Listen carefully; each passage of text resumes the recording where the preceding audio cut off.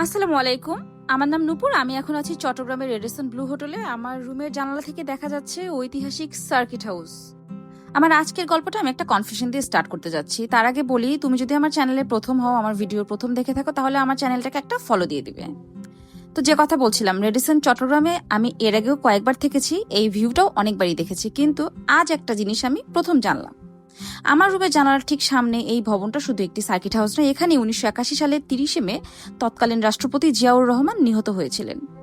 তিনি রাজনৈতিক মিটিং এর জন্য এখানে এসেছিলেন, কিন্তু ভোর হওয়ার আগেই বিদ্রোহী সেনা কর্মকর্তাদের একটি দল সার্কিট হাউসে হামলা চালায় এবং কয়েক মিনিটের মধ্যেই সব শেষ হয়ে যায়। কিন্তু ঘটনাটা কিন্তু সেদিনই শেষ হয়নি। খবরটা ছড়িয়ে পড়তে পুরো দেশ জুড়ে শুরু হয় এক অনিশ্চয়তা। বিদ্রোহে জড়িত অনেক কর্মকর্তাই পালিয়ে যাওয়ার চেষ্টা করেন, আবার পরে অনেকে গ্রেপ্তারও করা হয়। এই ভবনটার দিকে এখন তাকালে কিন্তু এগুলো কিছুই বোঝার উপায় নেই। চারপাশে এত শান্ত, অথচ এখানেই একদিন বাংলাদেশের ইতিহাসের একটি বড় মোড়ের স্টার্ট হয়েছিল। আর পাশে আছে এম এ আজিজ স্টেডিয়াম, এখানে খেলাধুলার উচ্ছ্বাস আছে। আর আরেক দিকে আছে ইতিহাসের নীরব সাক্ষী। একই ফ্রেম যেন দুই রকম গল্প বলছে। সবচেয়ে অবাক লাগছে, এতবারই আমি এই ভিউ দেখেছি, অথচ এর পেছনের গল্পটা আমি আজই জানলাম। তো অনেক সময় একটা জায়গা বারবার দেখি, কিন্তু তার গল্পটা কিন্তু আমরা জানি না। আর গল্পটা জানার পর সেই একই দৃশ্যকে আর আগের মতো লাগে না।